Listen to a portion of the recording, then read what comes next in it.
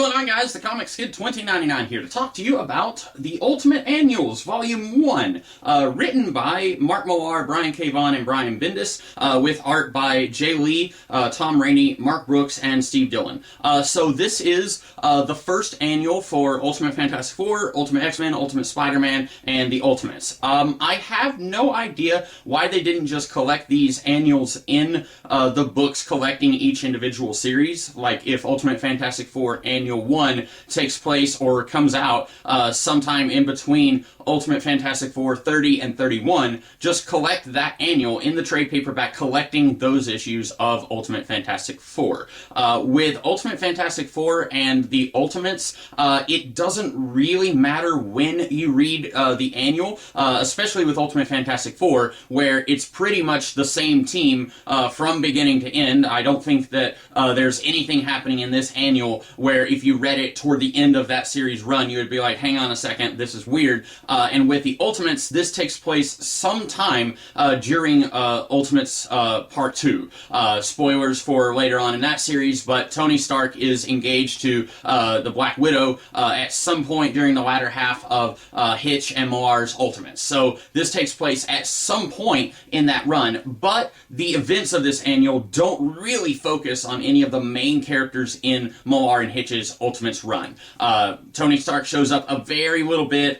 Captain America is there in a fight, but it mostly focuses on new characters, and so and Nick Fury. But there's not a whole lot for me to talk about here. I guess I should just start at the beginning. So the first one is Ultimate Fantastic Four Annual 1, and that introduces and then gets rid of the Ultimate version of the Inhumans. Johnny Storm is out partying, and then he sees some monsters chasing this girl. The girl is Crystal of the Inhumans. He tries to rescue her. The monsters beat him up, and then she saves his life, and then the monsters, they kidnap her, and then the Fantastic Four, they have Lockjaw with them, and so they teleport to Attilan, and then because they were there, they have essentially tainted the city of Attilan, and so Black Bolt says, okay, we've got to go find a new home, somewhere that these humans have not tainted, and that's it.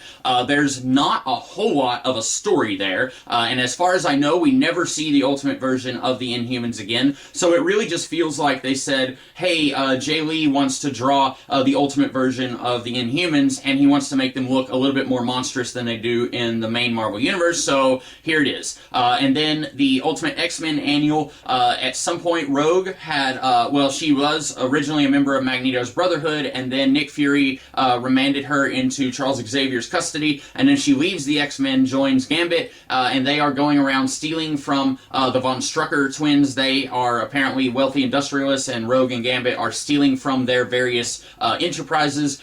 They steal the Crimson Gem of Sidorak, I have no idea. Gambit's like, it's not magic, it's just a really tall ruby. And then Juggernaut, he finds them. We find out Juggernaut, who was also part of Magneto's Brotherhood, he is in love with Rogue, and he wants her back, and so he's going to try and kill Gambit so that he can have her all to himself. Gambit fights Juggernaut, he ends up dying, and then Rogue absorbs Gambit's essence into herself as he dies. And then Ultimate Spider-Man, basically, Kitty Pryde says, I'm going to ask out Spider-Man. And then they go on a date, they talk for a little bit, and then they fight the Shocker.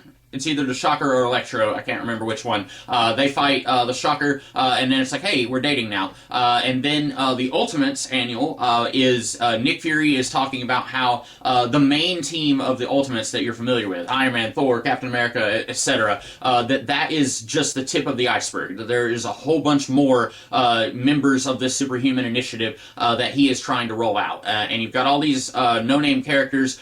Most of them don't have powers. They have special costumes that come with powers. And then you get to see just a little bit of kind of what's going on with them trying to expand the Ultimates so that it's not just 7 or 8 people. And then out of all of the 4 collected here, that one is probably the best. It feels the most like a story. Ultimate Spider-Man, it's just Kitty and Spider-Man go on a date, and there's really not a story there. There's hardly any conflict at all, and a story has to have conflict. The closest thing to conflict is Jean Grey tells Kitty, no, you can't ask out Spider-Man, and then she says, I'm going to do it anyway, and then they fight Electro/Shocker. Not really any conflict. The conflict that's there lasts for about 1 page. And then the Ultimate X-Men one, Rogue and Gambit fight Juggernaut for a little bit. There is conflict, but it doesn't feel like a story. It just feels like a fight scene that's part of a larger story. And that's the weird thing, is that reading this, I mean, this looks like a decent-sized trade paperback, but then when you divide this into 4, none of these stories really feel like there's much substance there. The only one, I feel like, is the Ultimates. And maybe, and this is going to be weird because I've kind of trash-talked Mark Millar a little bit, but out of all 4 of these writers, actually 3 of them, sorry, Bendis wrote, now I'm trying to remember. No, Millar wrote the Ultimate Fantastic Four one and the Ultimates issue. Bendis wrote the Spider-Man one, and then Brian K. Vaughan wrote the X-Men one. Out of all 3 of these writers, I feel like Millar is the one with the most experience writing a done-in-one standalone issue.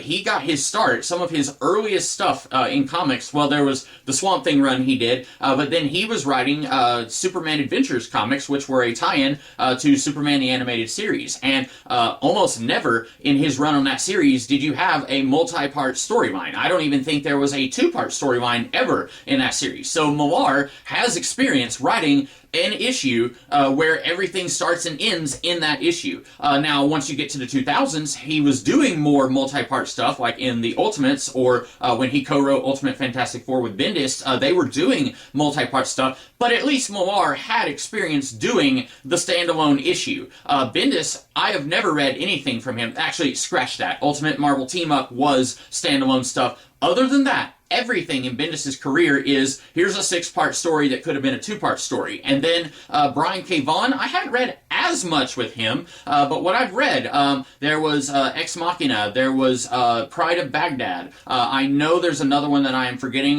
He wrote Saga, but that's not something that I've read. The Runaways, most of this that I'm thinking of that Brian K. Vaughan wrote, he was kind of doing the Bendis thing, where here's a 6-part storyline, and if you just walk into the comic book shop, there's a good chance you're going to see part 3 of 6 on the shelf. And so with these 3 authors, Mark Millar is the one who's the most used to, okay, this is an annual, so we need to tell a story here.